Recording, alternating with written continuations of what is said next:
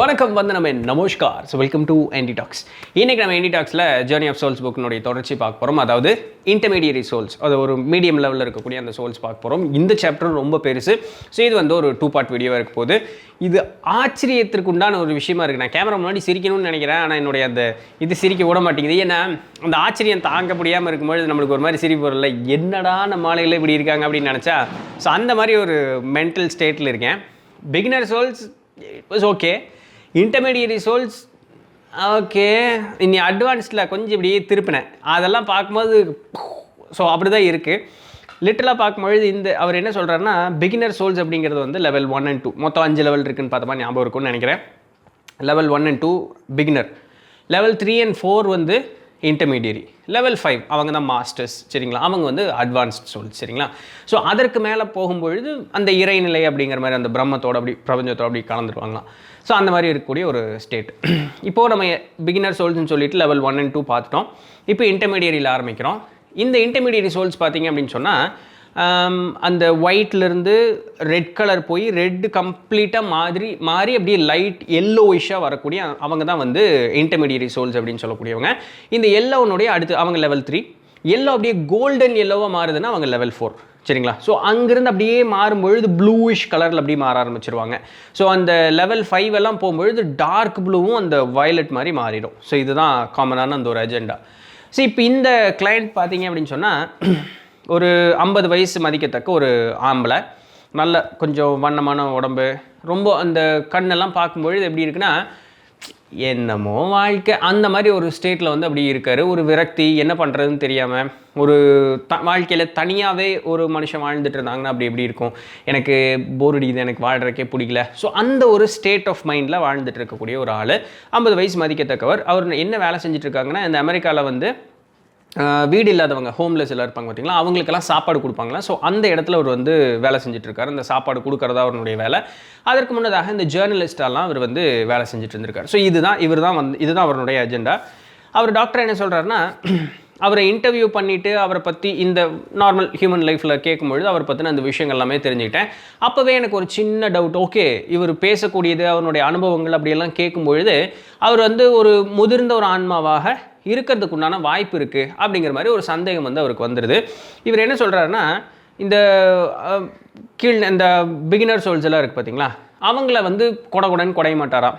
சும்மா என்ன ஏது அப்படிங்கிறத விசாரிச்சுட்டு அவங்களுக்கு உண்டான சொல்யூஷன்ஸ் கொடுத்துருவார். ஆனால் இந்த ஹையர் லெவல்ஸ் வரும்பொழுது, ஒரு இன்டர்மீடியட் சோல்ஸோ அட்வான்ஸ்ட் சோல்ஸோ வரும்பொழுது அவர் டாக்டர் என்ன சொல்கிறாருன்னா, நான் முடிஞ்ச அளவுக்கு அவங்கள குடஞ்சு எடுத்து பார்த்துருவேன். ஏன் அப்படின்னு சொன்னால், இந்த மாதிரி ஆட்கள் தான் வந்து நீண்ட காலம் வந்து பல ஆயிரக்கணக்கான பல லட்சக்கணக்கான பிறவிகள் எடுத்திருப்பாங்களாம்.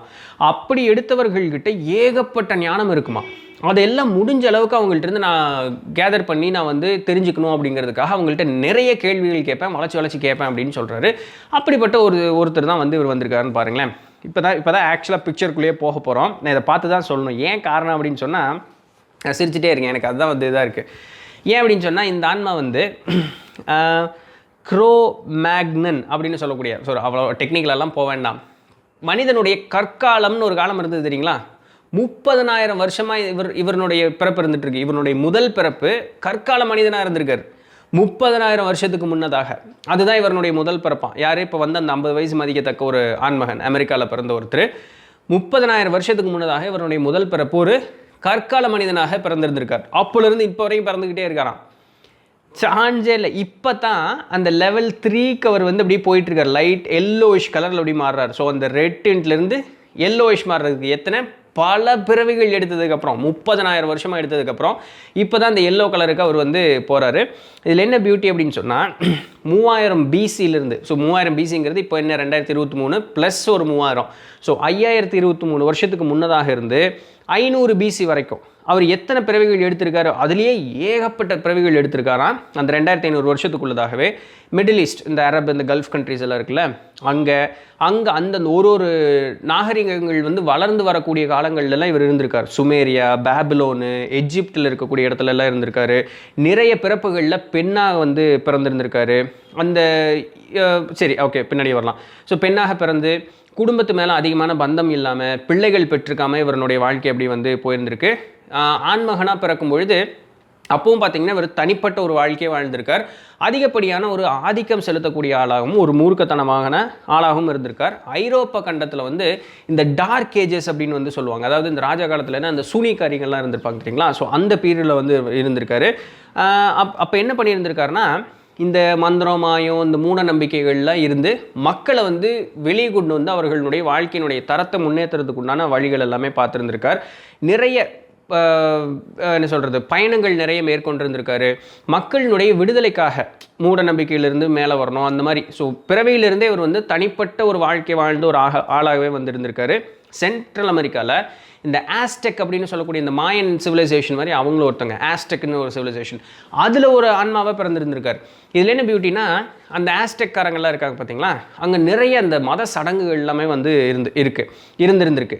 அதில் இருந்து ஒரு கூட்டத்தினரை வந்து இவர் இந்த மத சடங்குகள் எல்லாமே வந்து முட்டாள்தனம், இந்த வந்து பலி கொடுக்கறது அதெல்லாமே வந்து முட்டாள்தனமான ஒரு விஷயம் அப்படின்னு சொல்லிட்டு நிறைய மக்களை வந்து வெளிக்கொண்டு வர்றது, தன்னுடைய அந்த பரம்பரையாக எனக்கு எதிரின்னு சொல்லி வேற்று இனத்தவர்கள்லாம் இருப்பாங்க இல்லையா, இப்படி சண்டை போடுறது வந்து இதில் தேவையில்லாத விஷயம், எல்லாமே ஒரு நல்லிணக்கமாக இருக்கணும் அப்படின்னு சொல்லி இவருடைய மக்களை வந்து நிறைய பேசி முன்னேற்றத்துக்கு உண்டான வழி பார்த்துருக்கார். கடைசியில் இவர் வந்து தன்னுடைய சமுதாய துரோகின்னு சொல்லி இவர் வந்து போட்டு தள்ளிட்டாங்களாம். கடைசியில் 14ஆம் நூற்றாண்டில் பார்த்தீங்க அப்படின்னு சொன்னால் ஒரு ஐரோப்பா கண்டத்தை சேர்ந்த ஒரு ட்ராவலர், சரிங்களா, அவர் இருந்திருக்கார். இந்த சைனாவோட சில்க் ரோடு இருக்கு இல்லையா, அது வழியிலலாம் பயணிச்சிருந்திருக்காராம். நிறைய மொழிகள் பேசுவாராம். ஆசியாவில் தான் வந்து சந்தோஷமாக வாழ்ந்து ஒரு வயதான ஒரு மனிதனாக ஆசிய கண்டத்தில் தான் இறந்திருக்கார். அதற்கப்புறம் பார்த்தீங்கன்னா ஜப்பானில் 17ஆம் நூற்றாண்டு 17th century 17ஆம் நூற்றாண்டில் ப்ளீடிங் கிரேன் அப்படின்னு சொல்லக்கூடிய ஒரு கூட்டத்தில் வந்து இவர் ஒரு ஆளாக பிறந்திருக்கார். ஒரு ரொம்ப மதிக்கத்தக்க ஒரு தனிப்பட்ட தனிமை விரும்பக்கூடிய மதிக்கத்தக்க ஒரு சமுராயை வந்து இவர் வந்து பிறந்திருந்திருக்காரு. அதுக்கப்புறம் ஒரு மெர்சனரின்னு சொல்லுவாங்க, அதாவது காசுக்காக கொலை பண்ணுறவங்க அப்படின்னு சொல்லி அந்த மாதிரி ஒரு இதுவும் வாழ்ந்திருக்காரு. அதுக்கப்புறம் டோக்குகாவா ஷோகன்னா அங்கே ராஜா, அவங்கள்ட்ட இருந்தெல்லாம் விலகி வாழ்ந்திருக்காரு. ஏன்னா அந்த ராஜ்யத்திற்குள்ள வாழ்ந்துட்டு இருக்கும் பொழுதும் கூட எதிரி நாட்டுக்கு வந்து அந்த பேட்டில் ஸ்ட்ராட்டஜிஸ் எல்லாம் சொல்லி தந்துருந்துருக்காங்க. இந்த மாதிரியெல்லாம் இது பண்ணியிருக்காங்க. கடைசியாக அவர் வந்து அமெரிக்காவில் ஒரு ஃபார்மர், சரிங்களா, ஒரு விவசாயிக்கு 19ஆம் நூற்றாண்டில் அமெரிக்க விவசாயியை வந்து அவர் பிறந்திருக்கார். பெண்ணாக பிறந்திருக்கார். ஸோ அமெரிக்காவில் வந்து விவசாயிக்கு மனைவியாக வந்து அவர் பிறந்திருக்கார். திருமணம் முடித்த உடனே வந்து அவங்களுடைய மனைவி வந்து கணவர் வந்து இறந்துட்டாங்களாம். இதற்கும் ஒரு காரணம் உண்டு. ஏன் அப்படின்னு சொன்னால், அந்த பெண்ணாக பிறந்து இந்த மாதிரி ஊரெல்லாம் சுற்ற வேண்டாம், ஆனால் பெண் வந்து ஊர் பூரா சுற்றுறது கொஞ்சம் கஷ்டம்தான் இல்லையா. அப்போது ஒரே இடத்துல தான் இருக்கணும், குழந்தைகளை பார்த்துக்கணும், அந்த விவசாயத்தை பார்த்துக்கணும். அதனால அவங்களால வெளியே எங்கேயும் சுற்ற முடியாது. தனக்கு தானே ஒரு கட்டுப்பாடு விதிச்சுக்கிட்டு ஆனால் சுதந்திரமாக தனியாக இருக்கிற மாதிரி ஒரு வாழ்க்கை வேணும்னு சொல்லி அவர் வந்து பிறந்திருக்கார். இப்படி அவர் என்ன சொல்கிறாருன்னா, இவர் வந்து level 3லேருந்து level 4க்கு போகிற அந்த ஓரத்தில் வந்து அப்படி இருக்கார். இந்த டாக்டர் என்ன சொல்கிறாருன்னா, இந்த மாதிரி ஆன்மாக்கள் தோராயமாக 70,000 வருஷமாவது பிறந்திருக்கும் அப்படின்னு எதிர்பார்த்தேன். இவர் வந்து 30,000 வருஷத்துலேயும் இந்த ஒரு நிலைமைக்கு வந்துட்டார் அப்படின்னு சொன்னால் பயங்கர கிராஜுவல் growth தான். ஆனால் இப்படி ஒரு ஆன்ம முன்னேற்றம் அப்படிங்கிறது அடையிறதுக்கு இத்தனாயிரம் வருஷம் எடுத்து பிறந்திருக்கணும் அப்படின்னு சொல்லக்கூடிய எந்த விதமான அவசியமும் கிடையாது. ஒரு சில ஆன்மாக்கள்லாம் வெறும் 4000 வருஷம் பிறந்ததுலேயே பயங்கரமான டிராஸ்டிக்கல் க்ரோத் வந்து அந்த ஆன்மாக்கள்கிட்டலாம் இருக்கும். ஸோ அதெல்லாம் வந்து சும்மா இந்த இந்த என்ன சொல்கிறது, ஃபஸ்ட் ஸ்டாண்டர்ட்லேருந்து நேரடியாக 4th ஸ்டாண்டர்ட் 5th ஸ்டாண்டர்ட்லாம் போவாங்களா, அந்த மாதிரி ஒரு அறிவோடு அந்த ஆன்மாக்கள்லாம் இருக்குமா. ஸோ அதெல்லாம் ரேர் கேசஸில் நடக்கும் அப்படிங்கிறார். சரி, இப்போ இந்த ஆன்மா இருக்கார் இல்லையா, யார் இப்போ இந்த 50 வயசு மதிக்கத்தக்க ஒருத்தர், இதில் நிறைய கேட்ச் இருக்கு பாருங்களேன். எனக்கு தெரிஞ்சு இப்போவே டைம் ஆகிடுச்சு, 3 பார்ட் வீடியோவாக போடுறேன், பார்க்கலாம் என்ன வருதுன்னு.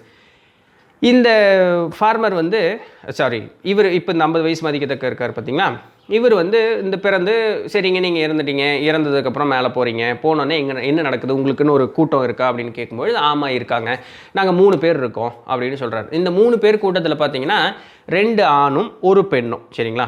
இப்போது ஒவ்வொருத்தருக்கும் ஒவ்வொரு பேர் இருக்குது, அந்த பேர்லாம் கொஞ்சம் காம்ப்ளிகேட்டடாக இருக்குது, அதனால் அதை விட்டுருவோம். இந்த 3 பேர் இருக்காங்க, 2 ஆண் 1 பெண். இந்த ஒருத்தருக்கும் ஒருத்தர் சப்போர்ட் பண்ணிக்குவாங்களே, எப்படி சப்போர்ட் பண்ணுவீங்க அப்படின்னு டாக்டர் கேட்குறாரு. நான் வந்து ரொம்ப தனிமையே விரும்பக்கூடிய ஒரு ஆளாக இருப்பேன், நான் பெருசாக யாரு கூடயும் சேர்ந்து இது பண்ண மாட்டேன்.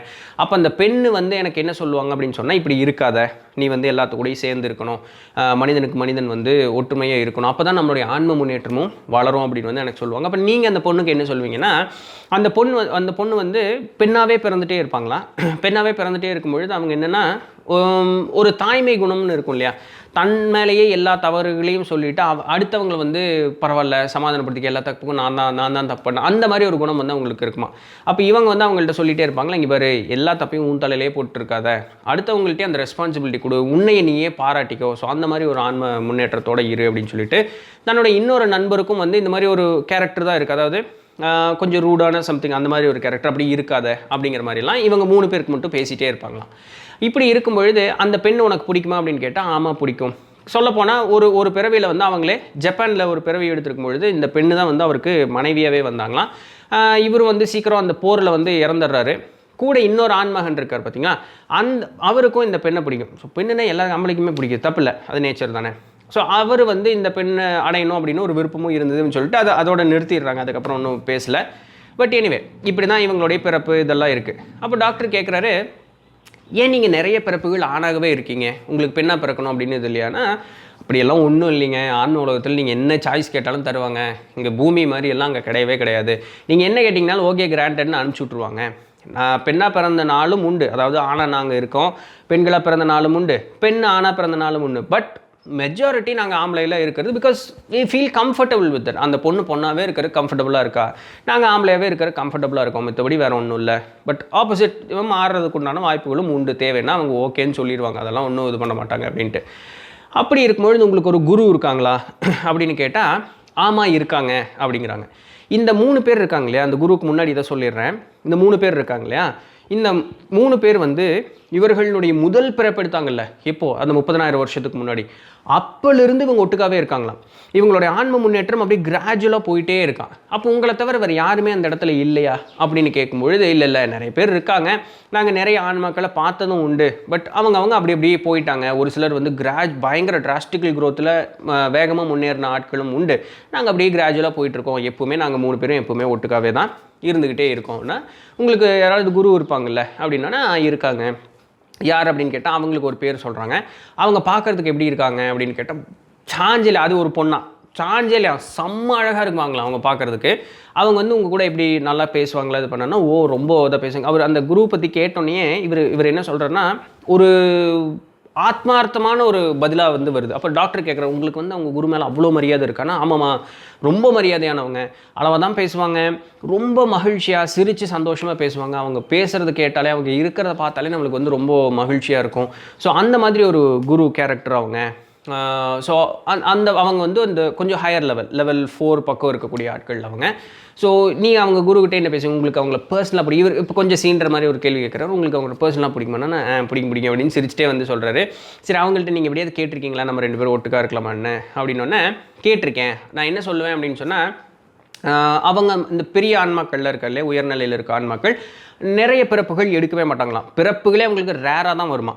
ஸோ இவர் இந்த ஆன்மா நீங்கள் வந்து இன்னும் கொஞ்சம் முன்னேறணும் அப்படின்னோடனே இவங்க சொல்லுவாங்களா, நீங்கள் வந்து இந்த மாதிரி அடிக்கடி பிறந்து வர்றதில்ல, நீங்கள் பிறந்து வாங்க, அப்போ உங்களுக்கு தெரியும், நீங்கள் நினைக்கிற மாதிரி உலகம் இப்போ வந்து இல்லை அப்படின்னு சொல்லுவாங்களாம். அப்போ இருக்கும்போது ஒரு தடவை இவர் பாருங்க ஒரு பிச் பண்ணியிருக்கிறார் பாருங்க, பூமிக்கு போகும்பொழுது நீங்கள் என்னுடைய மனைவியாக வந்து நீங்கள் வரணும், நான் ரொம்ப சந்தோஷமாக இருப்பேன், நம்ம வந்து நல்ல வாழ்க்கையை வாழலாம் அப்படின்னு நான் ஒரு தடவை கேட்டிருக்கேன் அப்படின்னோடனே டாக்டர் என்ன அப்படியே அவங்க என்ன சொன்னாங்க அப்படின்னு சிரிச்சிட்டே அவங்க வந்து சரி பார்க்கலாம் அப்படின்னு சொல்லிட்டு அவங்க வந்து போயிட்டாங்க. எனக்கு வந்து அவங்களுக்கு ரொம்ப பிடிக்கும் அப்படிங்கிறாரு. ஸோ இதுக்கப்புறம் நிறைய கான்வர்சேஷன்ஸ் போகுது. ஆக்சுவலாக நான் இன்னும் ஆச்சரியத்தக்க விஷயங்கள்லாம் சொல்லணும்னு நினச்சேன், பட் டைம் ஓடி போச்சு. ஸோ ஆப்வியஸ்லி இது 3 பார்ட் வீடியோ தான். அப்படி என்ன ஆச்சரியமான ஒரு விஷயம் அப்படின்னு சொன்னால், இப்போ பிறந்திருக்காரு இல்லையே இவர், இந்த 50 வயசு மதிக்கத்தக்க ஒரு ஆள், இவருடைய ஆன்மா 3 பார்ட் ஆன்மாவாக இருக்குது. ஒரு ஆன்மா மேலே ஆன்ம உலகத்தில் இருக்குது, ஒரு ஆன்மா இங்கே அமெரிக்காவில் இருக்குது ஆண்பளையா, இன்னொரு ஆன்மா பெண்ணா கனடாவில் இருக்குது. புரியுதா? ஸோ ஒரே ஆன்மா 3 இடத்துல இருக்குது. ஆன்ம உலகத்தில் ஒன்று இருக்குது, அமெரிக்காவில் ஆம்பளையாகவும் கனடாவில் பொண்ணாகவும் இருக்குது.